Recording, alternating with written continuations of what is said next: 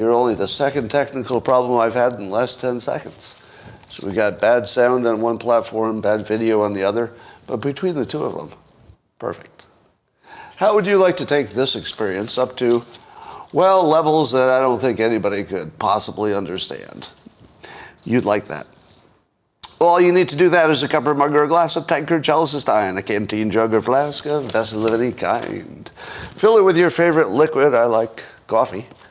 And join me now for the unparalleled pleasure of the dopamine hit of the day. The thing that makes everything better. It's called the simultaneous sip. And it happens now. Go. That's pretty good. Pretty good. I think everything's back on track now. There was a little bit of disruption at the beginning. But wouldn't you say things are going perfectly now? Probably at your house as well as mine. Well, I was just watching a video of Joe Rogan talking to comedian Jim Gaffigan. And it was a fascinating little clip in which Jim Gaffigan said, you know, that January 6th thing was pretty bad. And then he got to listen to Joe Rogan, who obviously has gone pretty deep into the January 6th rabbit hole, explain to him the relationship between the intelligence groups and the president and the public, and kind of laid out a whole bunch of things that it looked to me as if Jim had not ever heard before.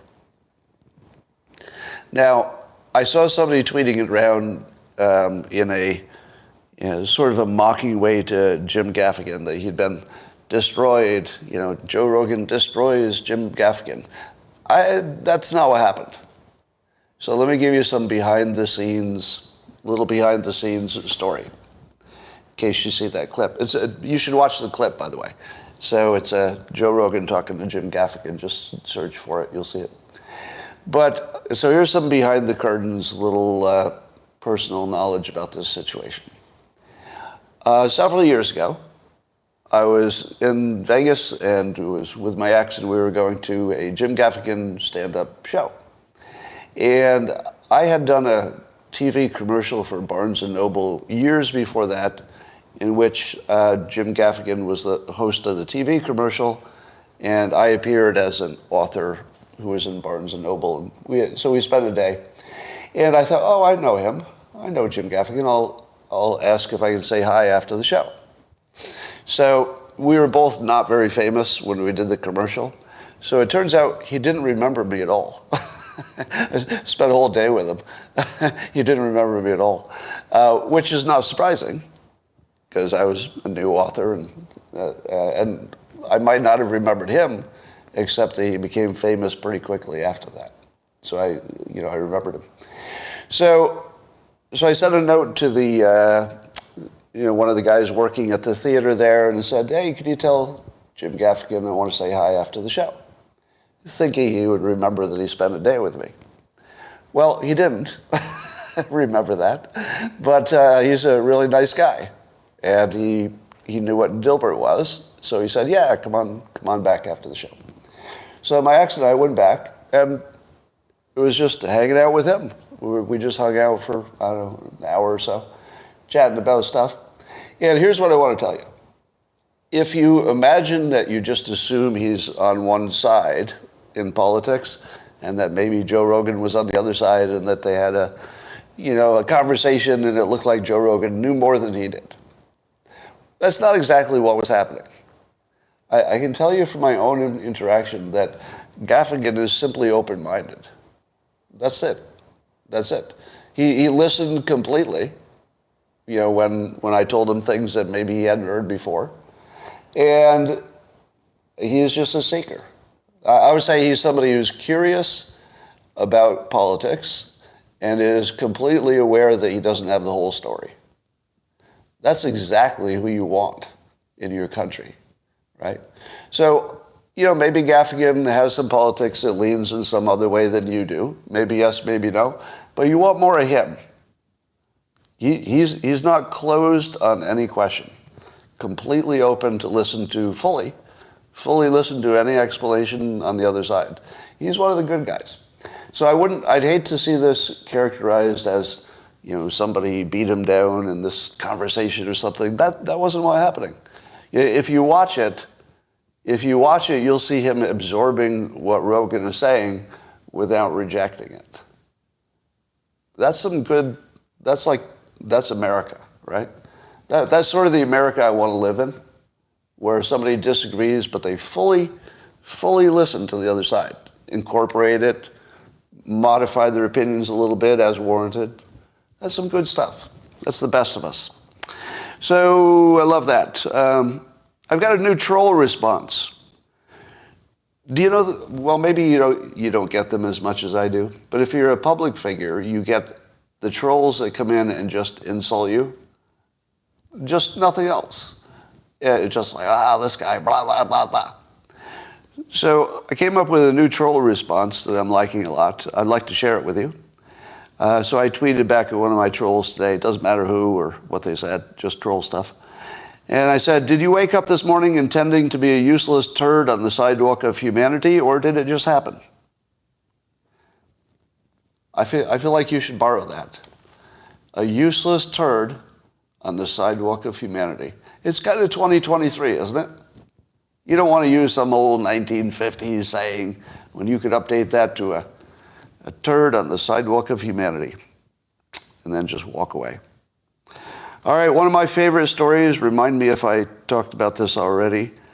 Hunter Biden reached a deal on child support with his baby mama, in which he would pay some amount of cash, but then I guess to complete the deal, he also agreed that he would give the mother of his child some of his artwork.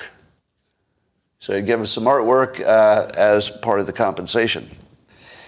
Now, remember when Joe Biden said that Hunter Biden was the smartest person he knew?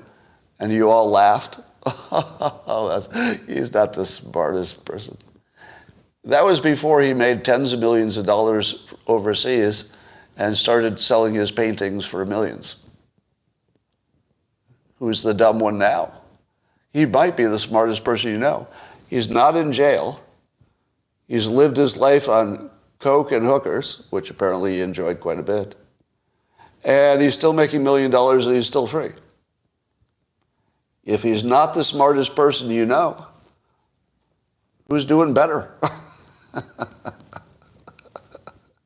I know. Maybe you don't want that lifestyle, but maybe he does. Maybe he had exactly the life that he wanted, and so far it's working out great. I don't know. Just putting that out there. But here's the funny thing. Imagine negotiating with your ex, and you say, all right, I don't want to give you this cash every month, or at least not so much, but here's one of my paintings. And the ex says, that's just like a thing to hang on the wall. He goes, no. Do you know how much they pay for these? $1.4 million I sold the last one for. And this one I'm giving it to you. You can sell it. Now, here's the question. What's the price of a Hunter Biden painting if you buy it from Hunter? And what's the price of it if you buy it from his baby mama? Same? Did she get the 1.4 million? Because the art is so good? It's so smart of him, because he can establish in the courts that the paintings have value because he's selling them. Right? There's a market for it. But the market is completely limited to it coming from him when he sells it, don't you think? Do you think the baby mama's giving out political favors in return for selling paintings? Probably not. Probably not. So I think it's just hilarious that he got away with that. Although I would like to add the following. Have you seen any coverage of his paintings? Have you seen the paintings themselves? There's something really curious going on about the paintings themselves. Now, I'm only looking at them on video, so I'm not in the room with them. But aren't they suspiciously good? Did anybody have that feeling that they're suspiciously too good? And so I ask you this question. Have any of you ever seen a video of him painting, making his own paintings? No. Uh, and if you have, was he just like adding a little brushstroke to something that already existed? Does he have a ghost painter?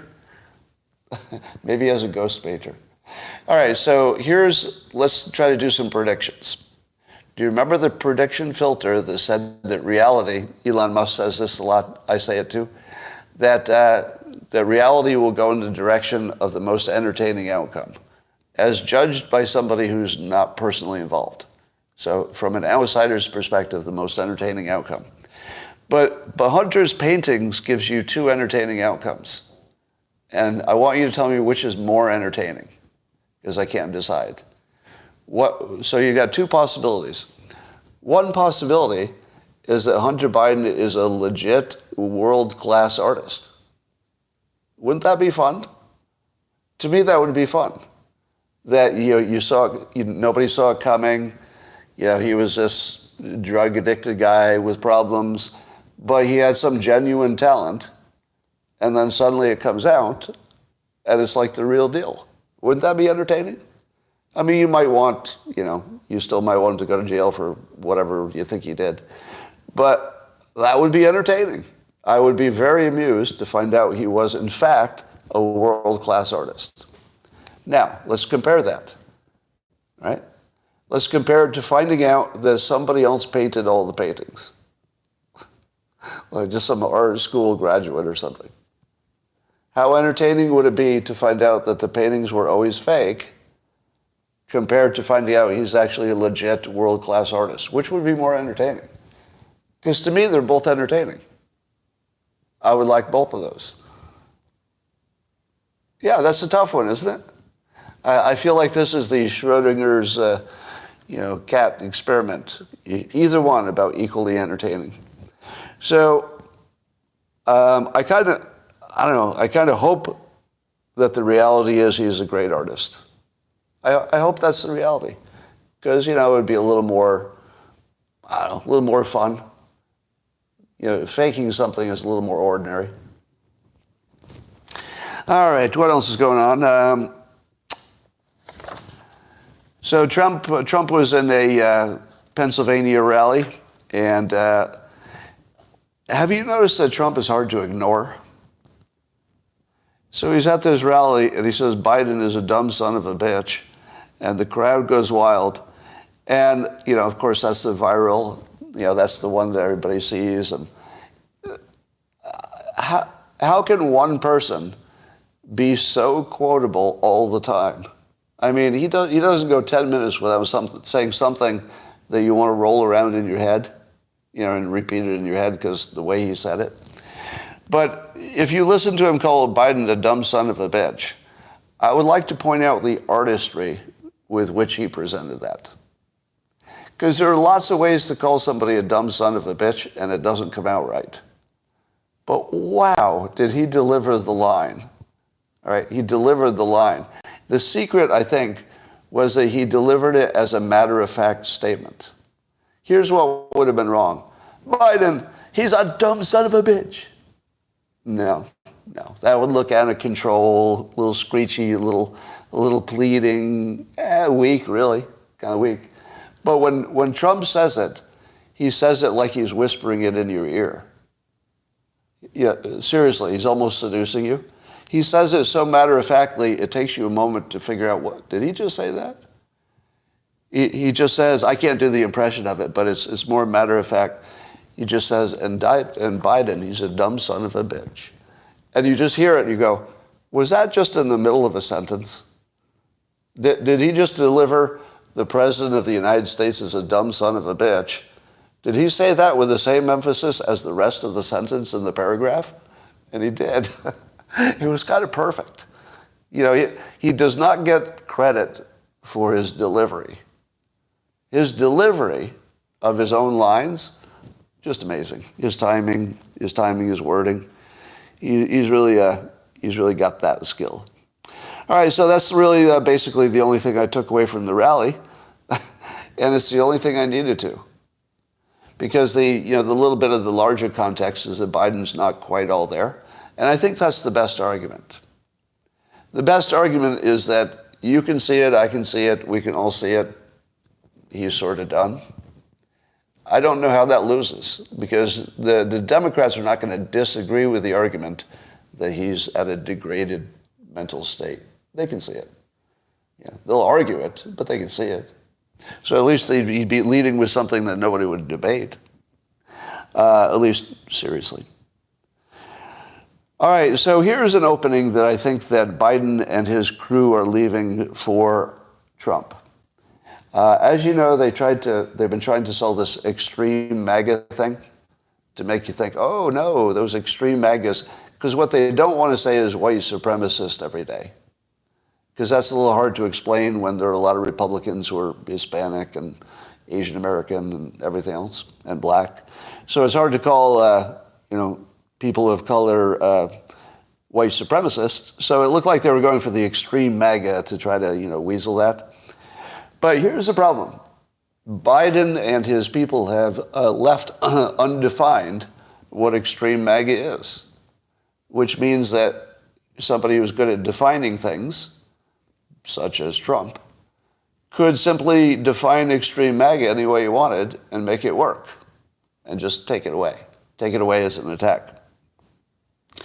So I've suggested that extreme MAGA would be a great Marvel character, who would have one superpower, and this super character called Extreme MAGA, the only superpower he would have is not believing anything in the news or anything the government says is true.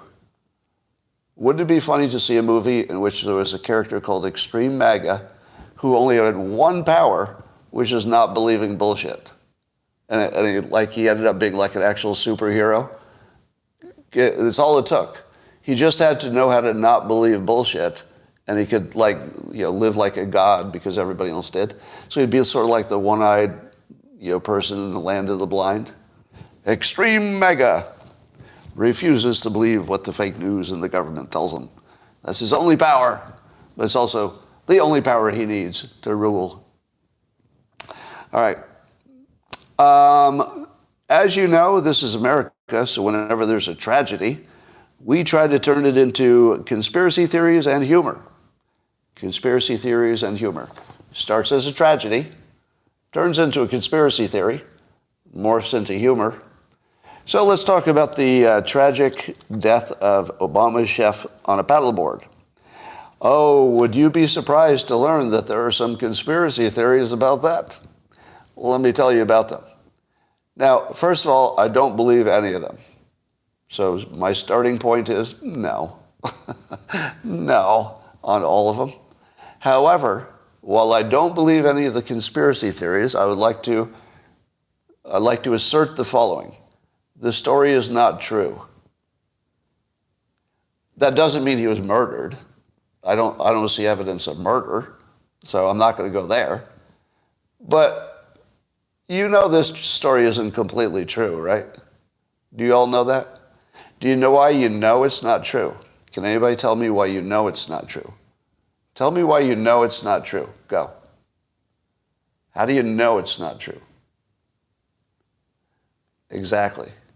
Because it's a story about a public figure. It's a story about a public figure, and it's in the summer. The summer makes it extra, but it doesn't have to be in the summer. All stories about public figures are false. All of them. How do I know that? Well, I've been a public figure for over 30 years. I've seen all the stories about me. At the very least, they leave out key information that would change how you think about the story. Sometimes it's an intentional lie. Sometimes it's bad reporting. Sometimes it's out of context, or any combination of those things. But never will you see a story that has any details or complexity to it that's also true, in the sense that you've got the real picture. Now, what is true would be, let's say if somebody died in a horrible accident, they are dead. I think that they're probably almost 100% right when they say somebody died. But once you get past just the most basic fact of a story, almost everything around it is some kind of narrative or bullshit or just wrong, right? So here are the things just for fun, again, I don't believe any of this is indicative of anything real. It's just what's happening. There's a photograph that emerged of Obama with a black eye and bandages on one hand. So people are saying, my goodness.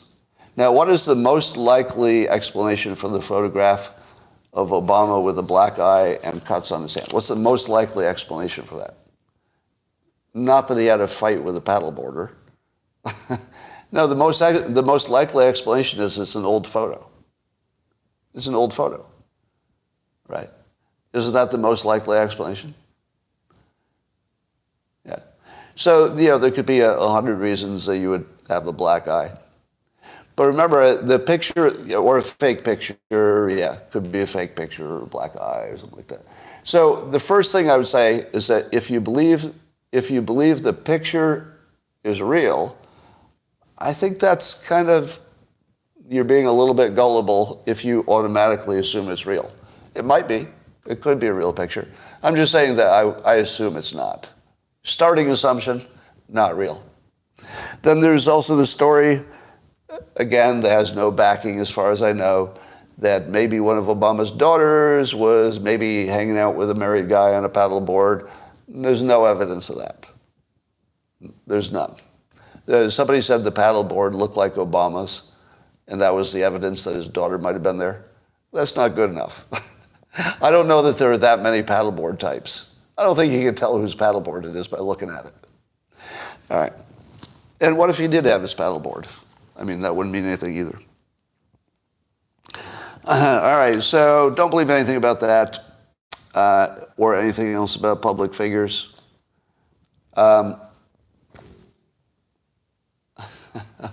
Oh, my God.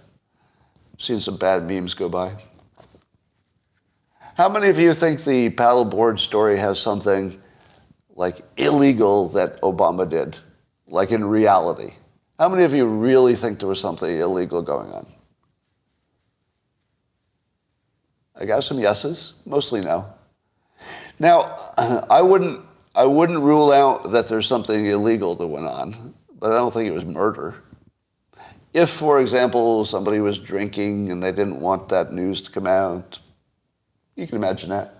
All right, so here's my favorite part about how fake news gets started.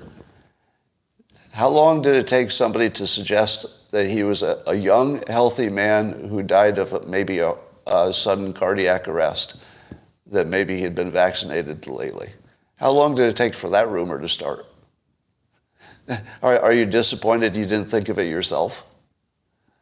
Because it happens in the context of LeBron, LeBron's son having some cardiac problems and Jamie Foxx having some cardiac problems.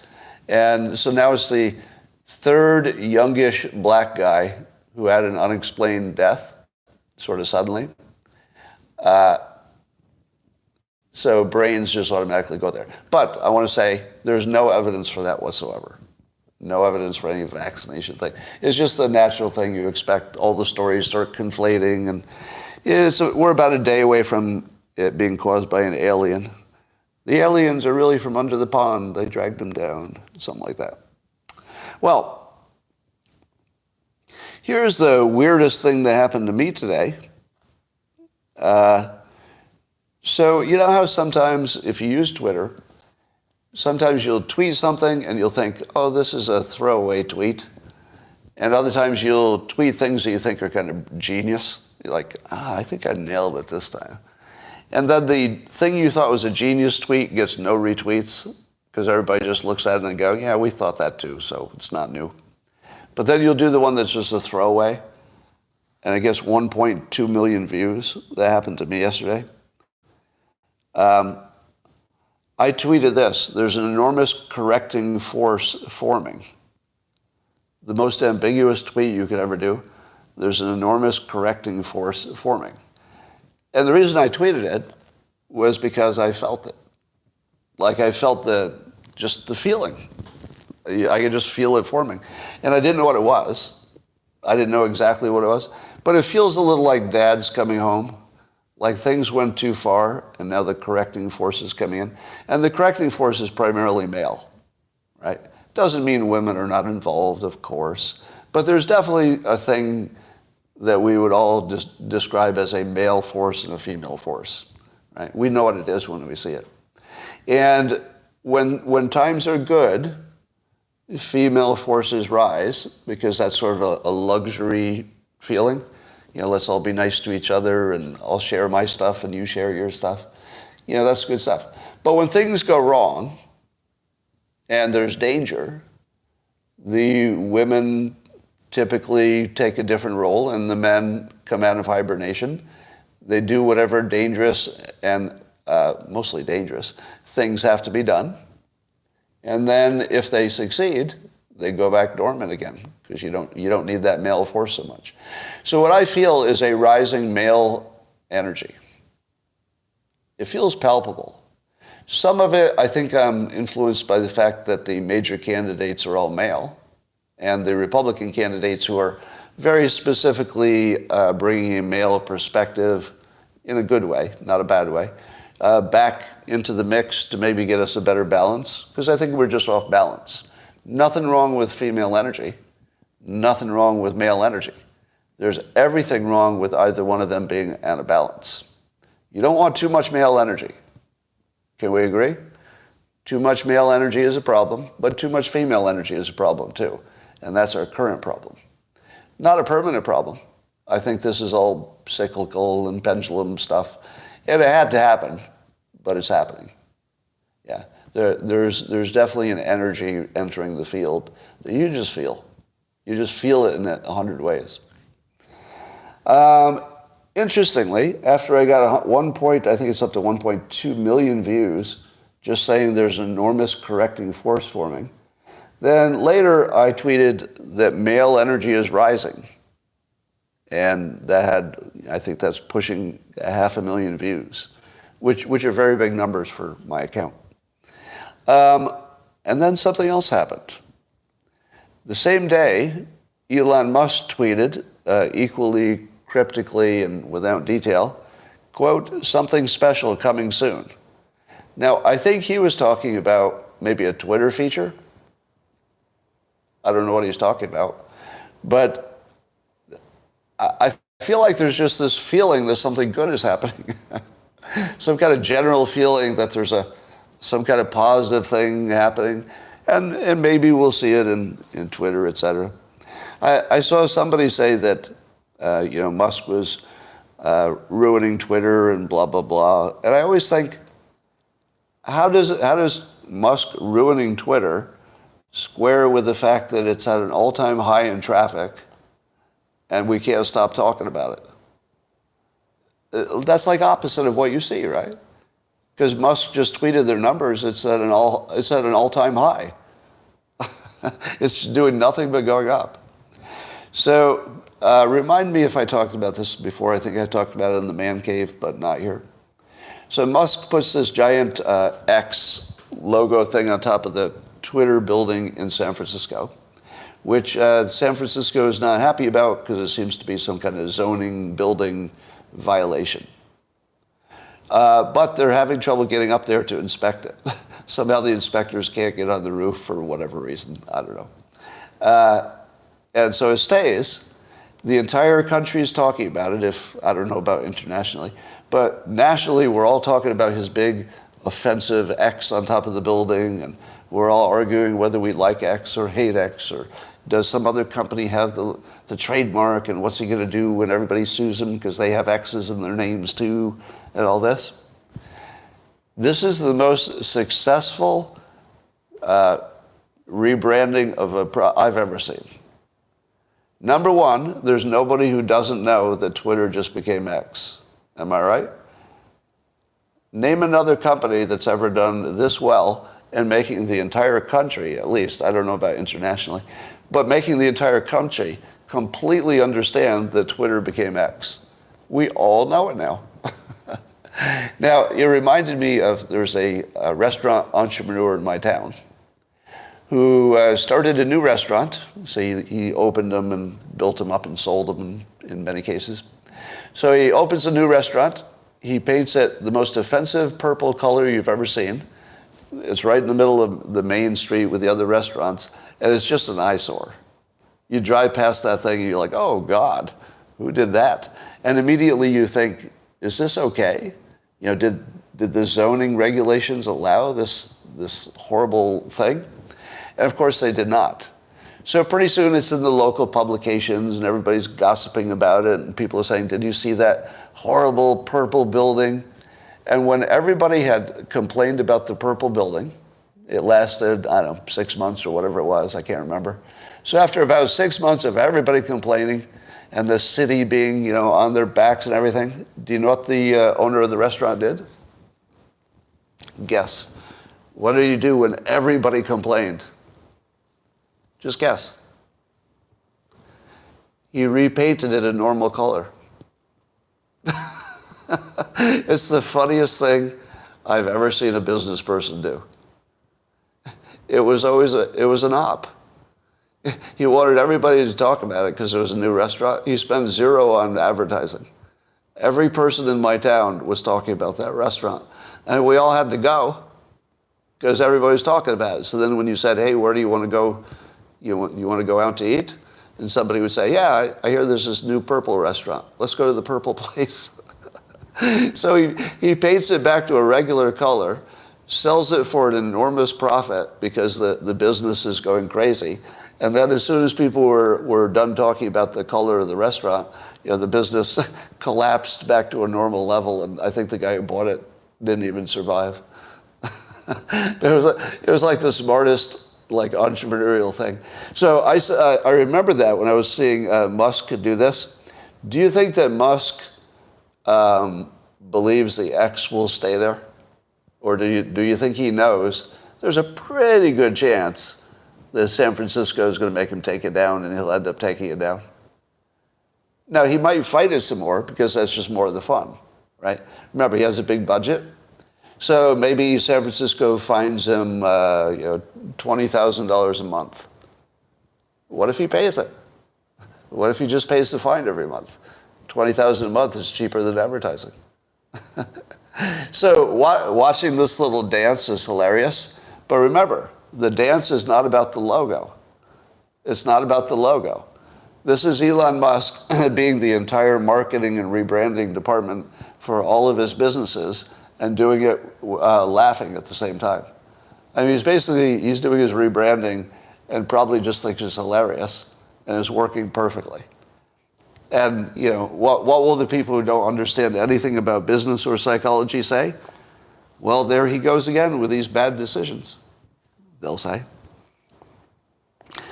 All right, this was a funny report from NBC News. Now remember, NBC News, at least according to the people who are smarter than me, that's a lot of people, say that NBC News is sort of in the pocket of the CIA. All right. So it's important to know that when NBC News is saying something, you might be hearing some influence from the intelligence community. That's what people say. I can't prove it.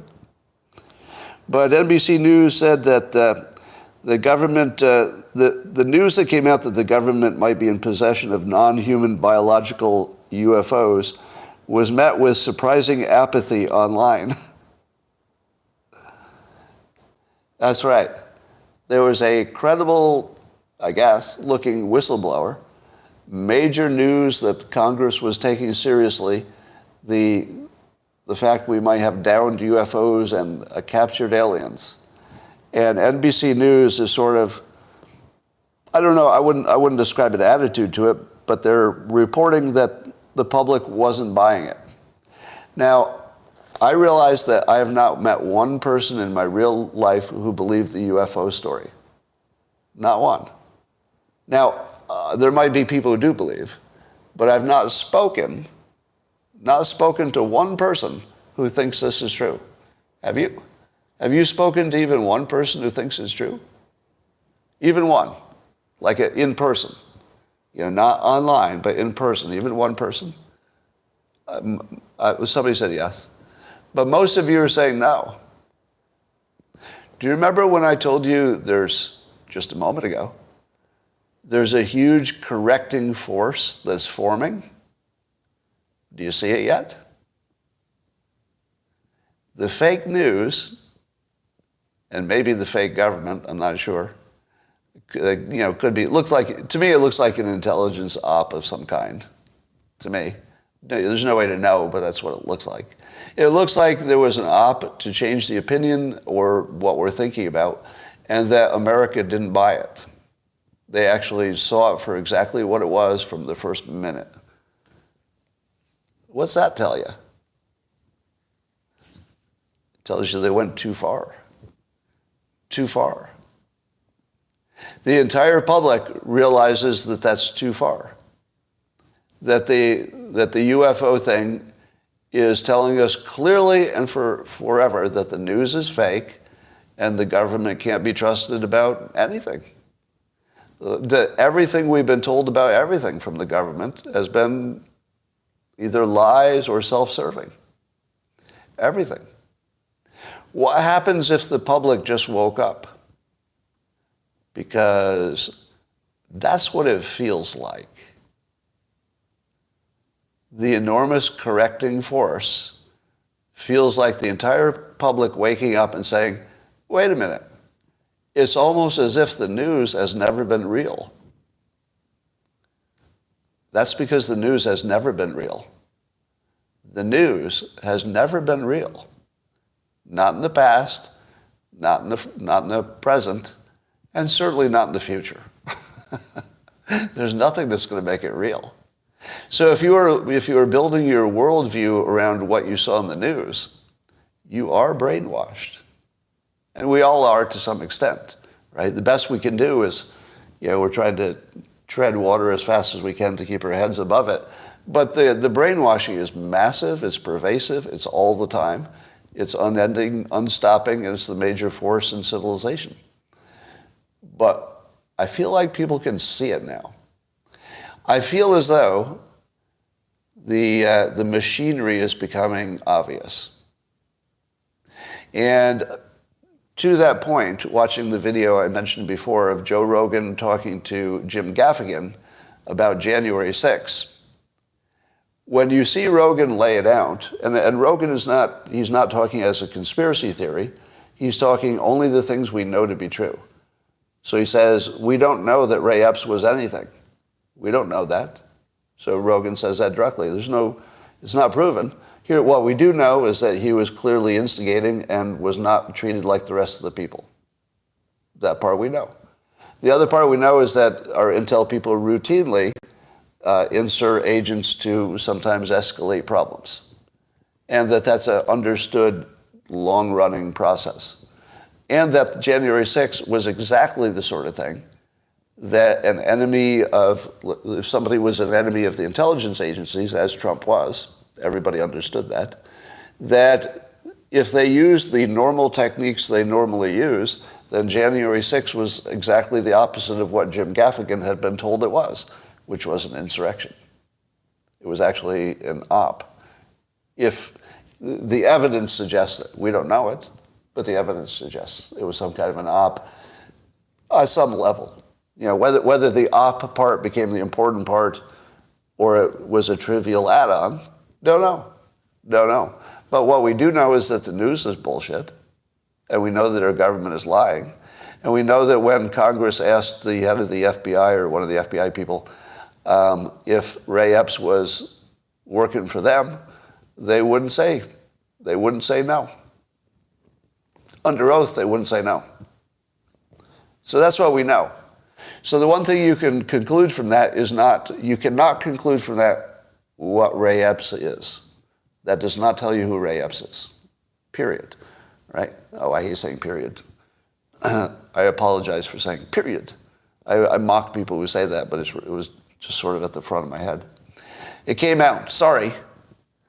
But it feels like the whole country is getting Roganized, the way Jim Gaffigan was. Because Jim Gaffigan's an open-minded guy. He can see the whole field. He's listening to everything. And he's open-minded. He's actually one of the ones you want to support. Mind your disfluencies. I'll mind my disfluencies if you mind yours. You mind your own disfluencies. Well said, though. All right, so we don't believe the UFOs, and maybe that will be the thing that takes the lid off of everything. Small news here. Ye has been reinstated on X, formerly known as Twitter. Is that true? I don't believe he's tweeted, or as we say now, posted. By the way, I hate that, posted. Ugh. Does everybody agree? So I get why you wouldn't want to call it tweeting anymore, but posting, no, that's too generic. It doesn't feel right in my mouth. I don't think that's going to last. Maybe, we'll see. Moscow had some more drone attacks, and some of them hit. I guess they jammed one that may have fallen and still done some damage.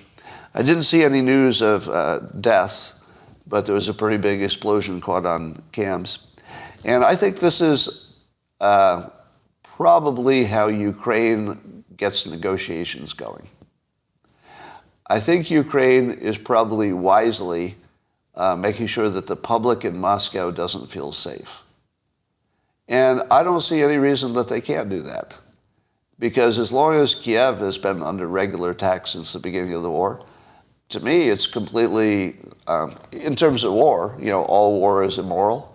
But within the context of war that is completely immoral, you can attack their population center if they attack yours. If you think it'll work, right?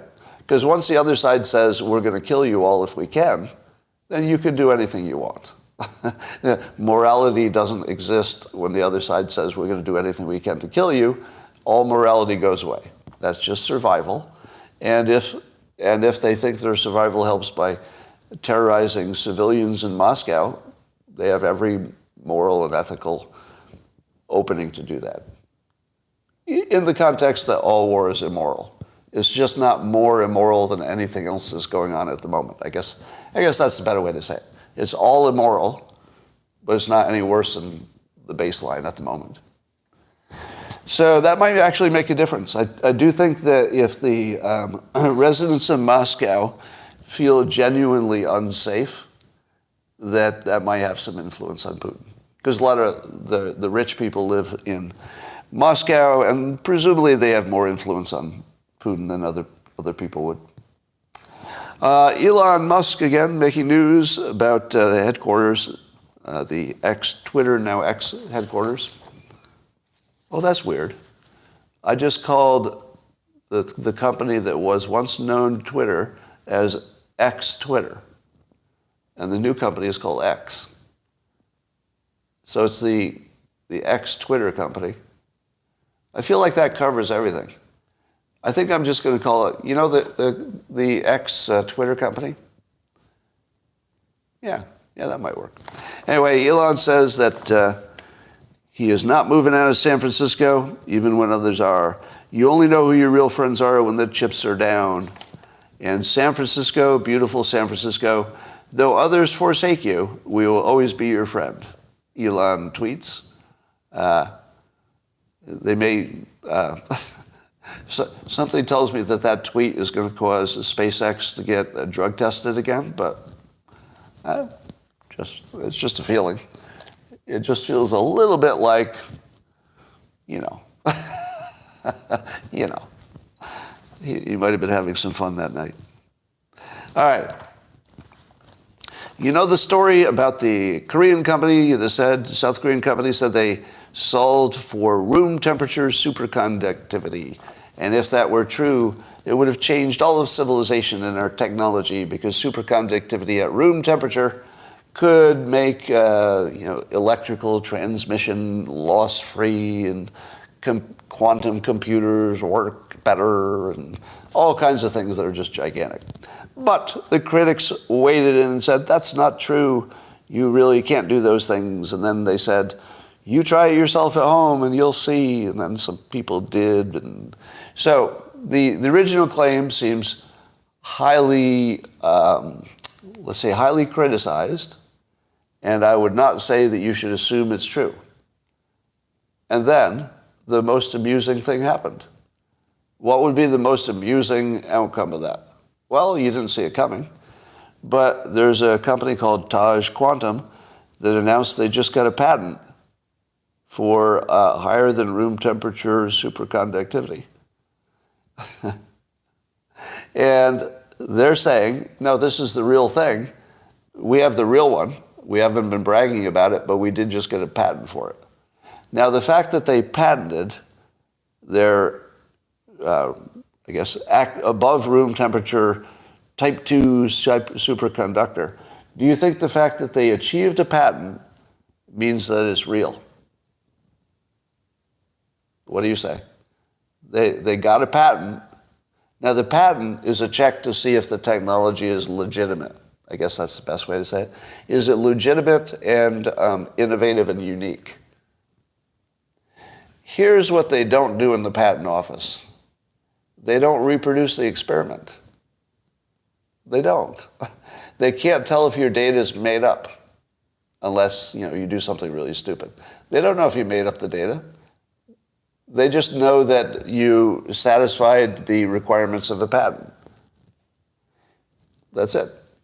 So having a patent does not tell you that you have superconductive materials. It does tell you that you satisfied the patent requirements.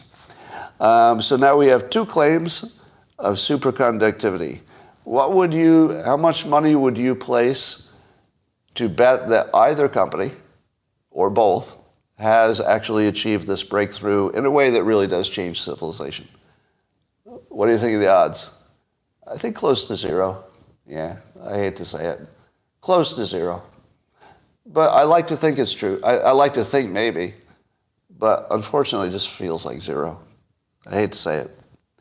Well, there's some news that Chinese hackers, New York Times reporting, may have inserted malicious computer code into our networks so they could turn off our power grids and communication systems and water supplies, according to U.S. officials, or at least the water supplies that feed American military bases. And what do you think? Do you think that's true? Do you think it's true that China has inserted lines of hacker code? I'm going to say no. I'm going to say no. It's possible. It's possible. But you really don't think we can find code that doesn't belong there? Wouldn't we know the size of a program before it was loaded and what was in it? Can't we are you telling me that we can't say, all right, these are the applications running on this server. Let us compare the exact code in all of these programs to the exact code that we loaded and see if anything changed, after it got loaded. Or maybe it got changed in production, so after loading doesn't tell you anything. But possible. Possible. Now, there's two ways to look at that. One is that, of course it's true, and we did the same thing to them already. What do you think of that? How about, of course it's true, because it's just routine. Not only is it routine, but we're doing exactly the same thing to them in Russia and maybe our allies too. Who knows? Yeah, that's possible. So this is one of the weird ones where it could be complete BS or it could be just normal and it means nothing. But if it's complete BS, it's not a problem. And if it's completely normal, I don't even know if that's a problem, right? Because if we knew China turned off our power, we would treat it just like they nuked us, wouldn't we? As in, you've got 5 minutes to turn the power back on, or it's going to get bright over there, right? So to me, them having access to turn off our grid and we all die seems not that different than having nuclear weapons, given that we would know about it.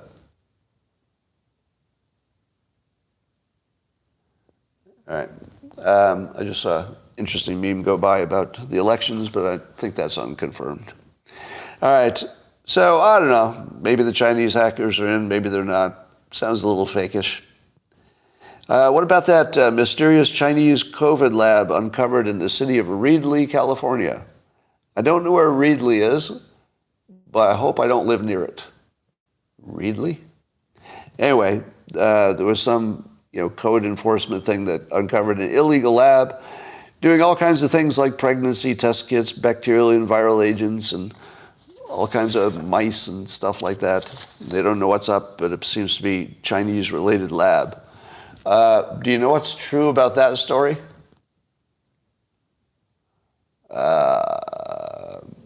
Maybe nothing. All right. This is like the quintessential story of you better wait and see on this one. I don't know. There's something very fake and wrong about the whole story.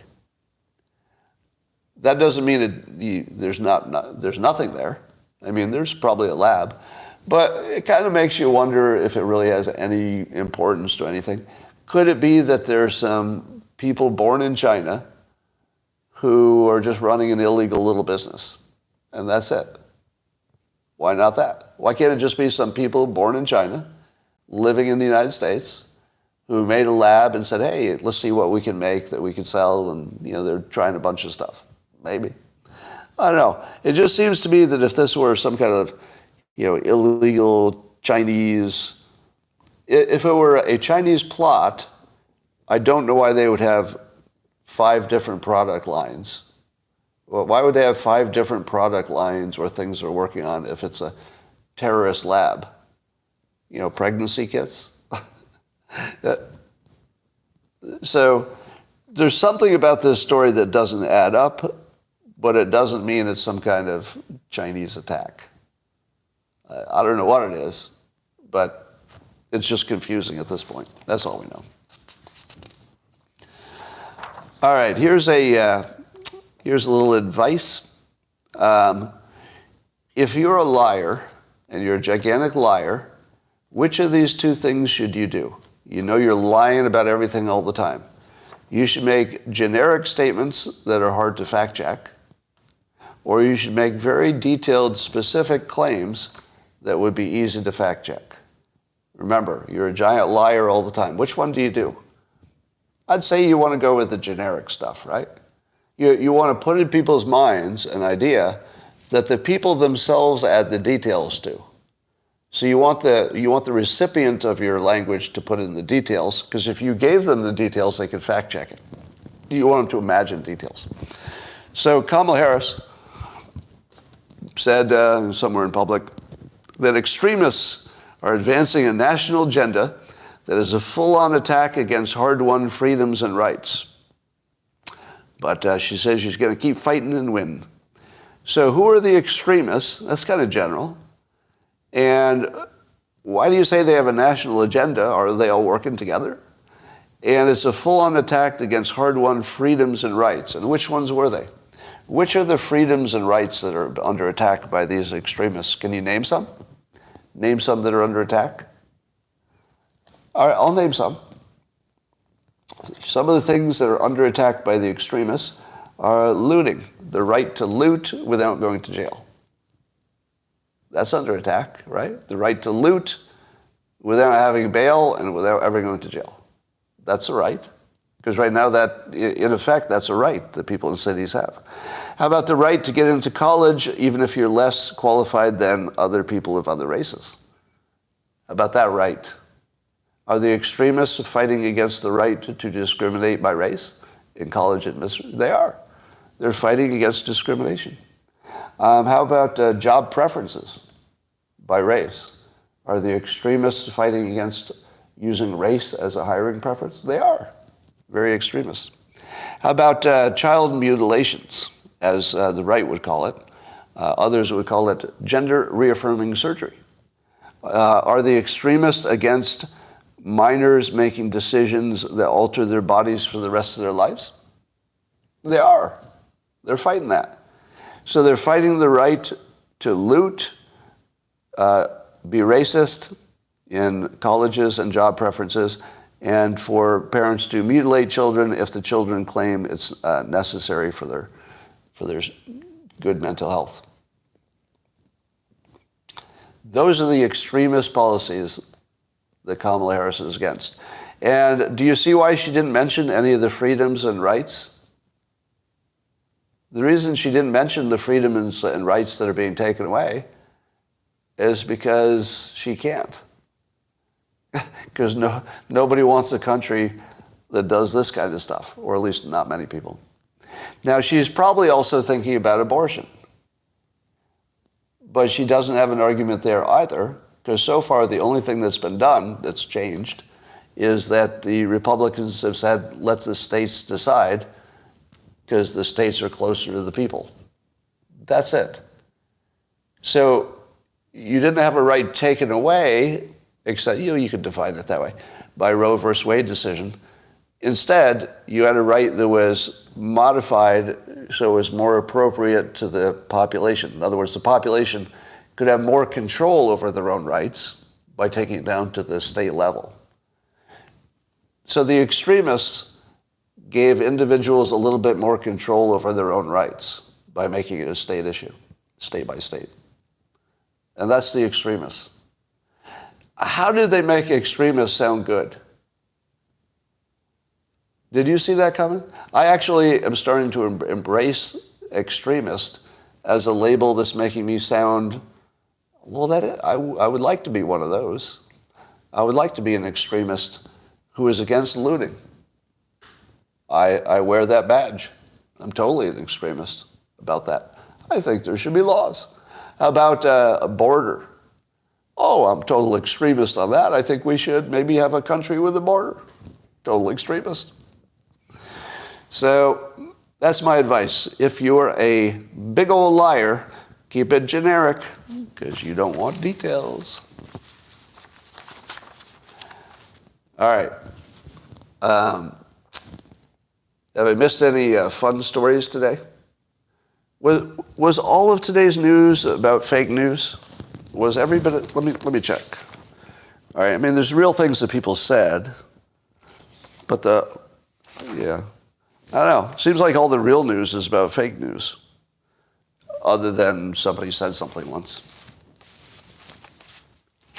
Keep it general. Scott does this with his predictions. Do I? Do I make general predictions? Do you remember my general prediction that said Trump would win in 2016? Sort of generally. You just sort of generally win against all odds. Do you remember my general prediction that the vaccinations wouldn't work? Sort of general. They won't work. Yeah. Oh, well. But I will give you that my prediction about some kind of counterforce rising, that doesn't feel like a prediction. That feels like a description of what I'm feeling. Prigozhin is headed to the Polish border. Do you think Prigozhin is with Wagner? Do you think he's with his army? When I told you that Prigozhin was absolutely, definitely not going to Belarus to live his life, was that sort of general, sort of a generic statement? No, that was very specific. He's not on the plane. That's pretty specific. How about when the secret sonic weapon was in the news, and I said, does not exist, you will never see evidence of a secret sonic weapon? Kind of generic. I don't know, I make pretty specific predictions. Do you believe Antarctica telescope laser weapon whistleblower? No. Somebody says there's some Antarctica laser weapon. No, I don't believe that. There does, let's see, what? Wait. Is that true? Devon Archer is John Kerry's stepson? Is that true? Somebody just saying in the comments. I don't know if I believe anything. The Pacific Ocean?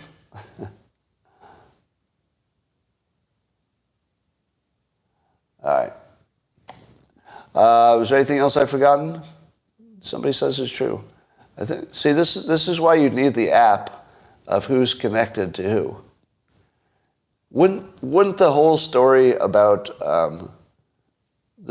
Hunter makes a lot more sense if this is true? Somebody saying that Hunter's business partner was John Kerry's stepson.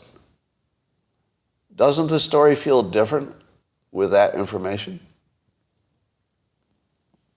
Yeah. Feels a little different, doesn't it? Yeah. So that's what we need. We need the app that shows everybody's connection to everybody else so the news makes sense.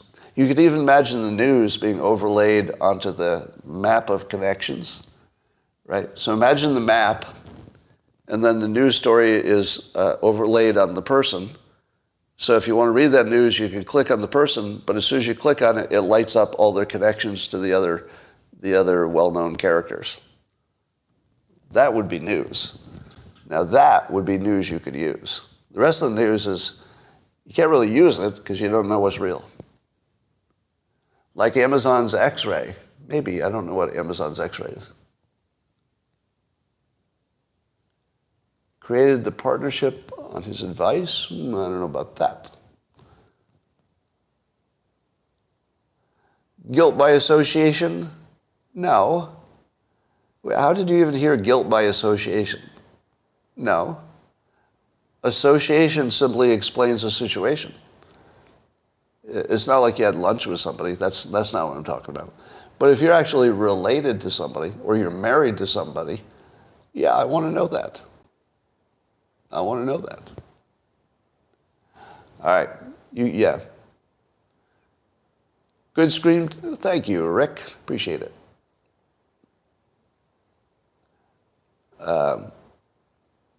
Is there a COVID 2.0? I don't know. I've never believed in the intentional release of COVID so the world economic order can be preserved or something. I don't believe any of that. Yeah. Speaking of Greg Gutfeld, did you see he got heat for the crazy people calling him anti-Semitic for saying nothing like that? So without even getting into the details of what he did or did not say, just trust me.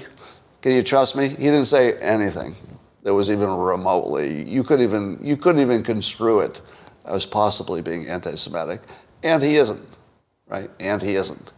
So, but there was some horrible person wrote an article. He decided to come down hard on her on Twitter. He came down pretty hard on his troll, and she was complaining about it, right? So she was complaining that there was pushback to her bullshit story. So she's trying to ruin somebody's career just to get clicks on a story that's clearly and obviously untrue, and anybody could tell it's untrue. She could tell it herself. So that's like the worst person in the world. Imagine trying to ruin somebody's reputation in life for a few clicks. For a few clicks. You're the worst person in the whole fucking world if you do that. Whole world. You're just a terrible scum. And I think Greg was just calling her out. Because I think the people who are seriously just the scum of the earth, the ones who are just making up stories to take people down, I think they need to be called out. And maybe that's part of the force that's happening. I think you're seeing more and more people who reflexively know that when you see a claim about a famous person being bad, unless they went full Mel Gibson and it's on video, it's not true. It's not true. All right, I'll explore the book with X-ray. Got it.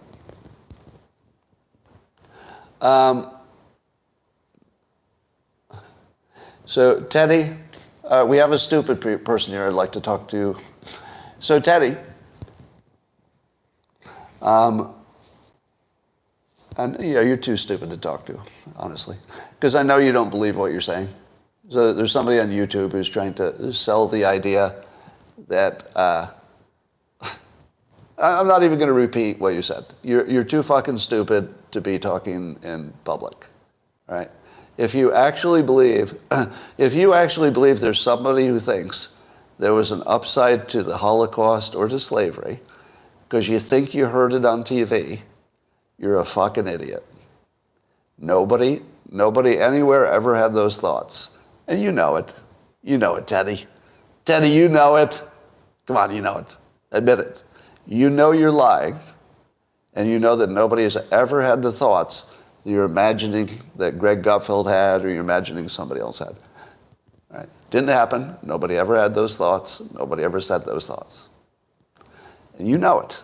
You know it. Never happened, Teddy.